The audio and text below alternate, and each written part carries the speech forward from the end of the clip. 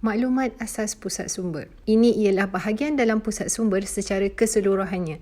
Pusat sumber ini dikenali sebagai pusat sumber ilmi dan terletak di tingkat bawah berhampiran pejabat pentadbiran. Mempunyai keluasan 4B dan boleh menempatkan seramai 80 orang pengguna pada satu-satu masa.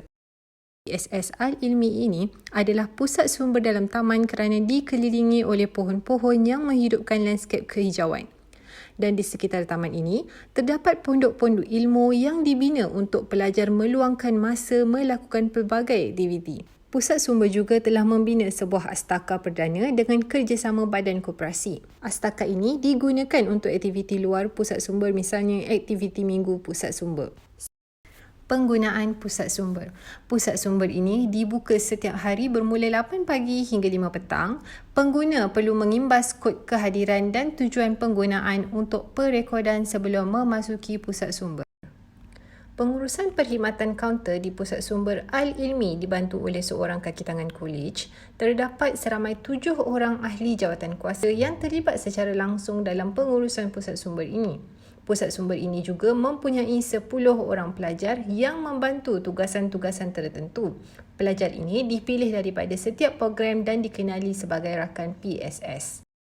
Bagi urusan pengautomasian, kami menggunakan sistem S-Leap untuk memproses bahan. Selepas maklumat buku dimasukkan ke dalam sistem, kod bar akan di dalam buku dan kod warna akan ditampal di sebelah tepi kulit buku untuk tujuan penyimpanan dalam rak. Senarai buku dan bahan bukan buku yang ada di dalam sistem S-Leap dicetak dan difailkan bagi tujuan penyimpanan manual sekiranya berlaku perkara yang tidak diingini. Ini adalah rak utama yang menempatkan buku rujukan, program-program yang terdapat di Kolej Vocational Klang. Buku-buku disusun mengikut program yang ditawarkan. Untuk buku-buku yang bilangan kurang atau mahal, pelajar tidak dibenarkan membawa keluar buku ini tetapi dibenarkan untuk membuat fotokopi. Oleh kerana peruntukan PCG pusat sumber tidak banyak, setiap bengkel diminta untuk membantu pembelian buku rujukan dengan menggunakan PCG bengkel masing-masing. Bagi memudahkan penggunaan pensyarah dan pelajar, PSS Al-Ilmi telah membenarkan buku tersebut diletakkan di pusat sumber mini yang terdapat di setiap bengkel.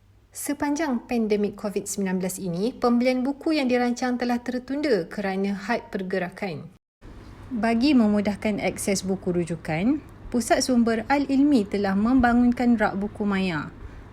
Rak buku ini mengandungi koleksi rujukan program, rujukan pendidikan umum, koleksi soalan dan bacaan santai.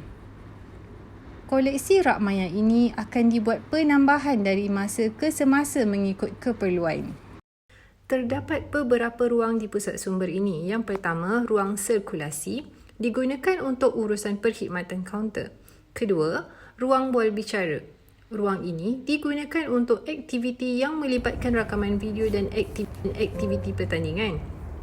Ketiga, ruang santai. Ruang untuk berehat dan bacaan ringan seperti akhbar dan majalah. Keempat, ruang diskusi. Ruang ini untuk pelajar berbincang secara berkumpulan. Kelima, ruang belajar atau PDPC digunakan apabila perlu pada masa peperiksaan sekiranya kelas digunakan. Keenam, ruang pusat akses. Kawasan ini digunakan untuk pelajar mengakses internet, mencetak bahan dan mencari rujukan e-book. Keseluruhan kawasan di dalam pusat sumber ini mempunyai capaian internet yang laju. Oleh itu, ruang ini juga digunakan oleh pensyarah untuk membuat pengajaran secara maya.